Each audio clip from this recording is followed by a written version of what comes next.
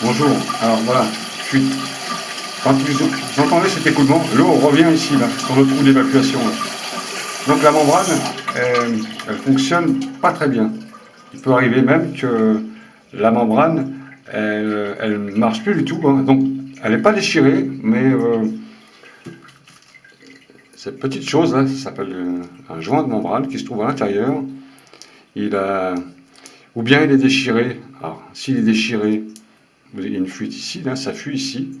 Ou alors quand il n'est pas déchiré, hein, quand il est propre, quand il est propre, hein, tout neuf, il, est, il a perdu son élasticité, hein, et il ferme plus correctement. Alors, quelquefois, vous allez entendre ce bruit, un écoulement supplémentaire, hein, donc ça va s'arrêter, mais quelquefois, ça ne s'arrête pas, ça continue à couler, couler, couler, couler, couler, hein. Même si on règle le flotteur, l'eau continue à monter avec le. C'est parce que la membrane, elle fonctionne très mal. Alors quand c'est comme ça, il faut changer le joint de membrane. Pour changer, alors pour changer, on ferme l'eau ici, hein. On évacue l'eau qu'il y a dans le réservoir, hein. On évacue tout ça.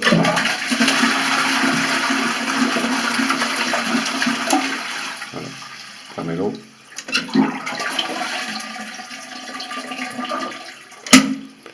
On va démonter ça pour changer le joint de membrane. Alors, pour changer un joint de membrane qui est défectueux, qui n'est pas déchiré, mais qui est simplement défectueux, c'est-à-dire que la membrane, elle ne ferme pas correctement, hein. Il se peut que le caoutchouc, alors maintenant on a des membranes où je m'aperçois, moi je l'ai changé il y a 6 mois, de très très mauvaise qualité, hein. Ils nous vendent des trucs qui sont pas, qui n'ont pas un caoutchouc de bonne qualité. Donc au bout de 6 mois, ça fuit ça. Alors, pour changer le joint de membrane, c'est très facile. Vous desserrez cette vis qu'il y a là, ici. Des fois, c'est un peu bloqué, vous prenez une pince.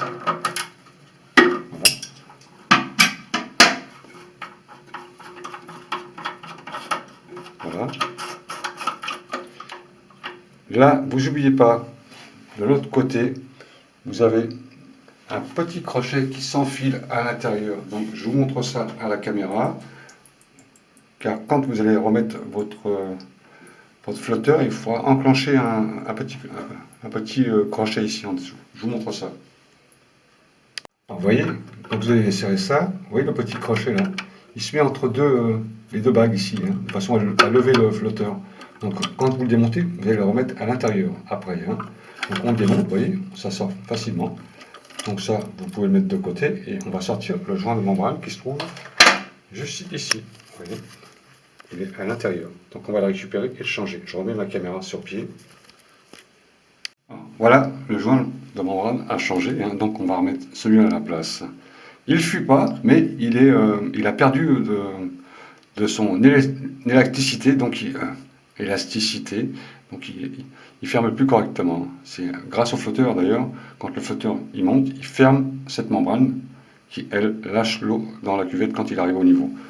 Donc on récupère sa petite membrane ici, hein, vous voyez, et vous avez là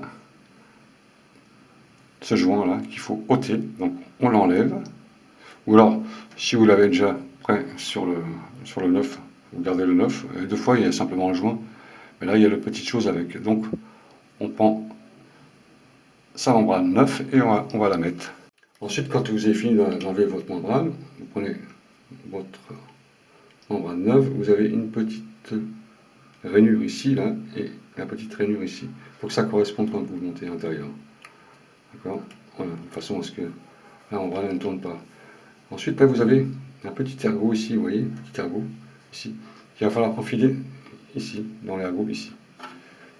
Donc là, il faut le mettre bien en face et mettre le petit clapet de fermeture entre les deux bagues en dessous. Voilà.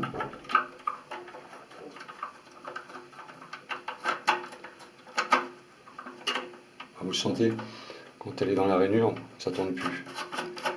Voilà. tenez en même temps et vous serrez, de façon que la petite, petit ergot qui se trouve au centre, là, il rentre dans la rainure. Enlevez votre flotteur si vraiment vous avez du mal à bricoler. Puis vous contrôlez la fermeture, comme ça. En faites un petit essai pour voir si ça ne fuit pas. Alors, quand c'est bien monté, en général, on n'a pas de fuite là. Là et là. Donc mettez un petit coup de chiffon pour vérifier.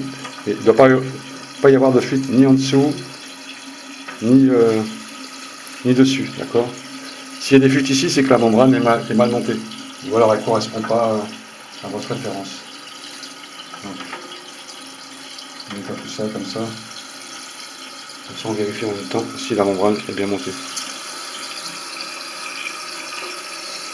Bon là, apparemment c'est sec.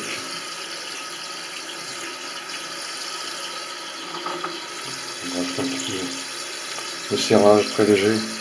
Là, c'est assez délicat donc, en montage. Hein. D'accord? Il ne faut pas qu'il y ait d'eau en dessous. Il ne faut pas que ça coule.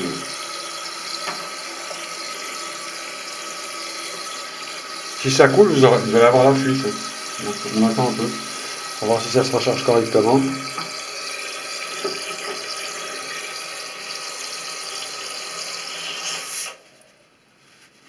Voilà. Là, la chasse d'eau est réparée. Enfin, la chasse d'eau. Le joint de membrane, d'accord? Vous avez vu comment ça se monte? C'est assez délicat, mais on peut réparer seul. Hein.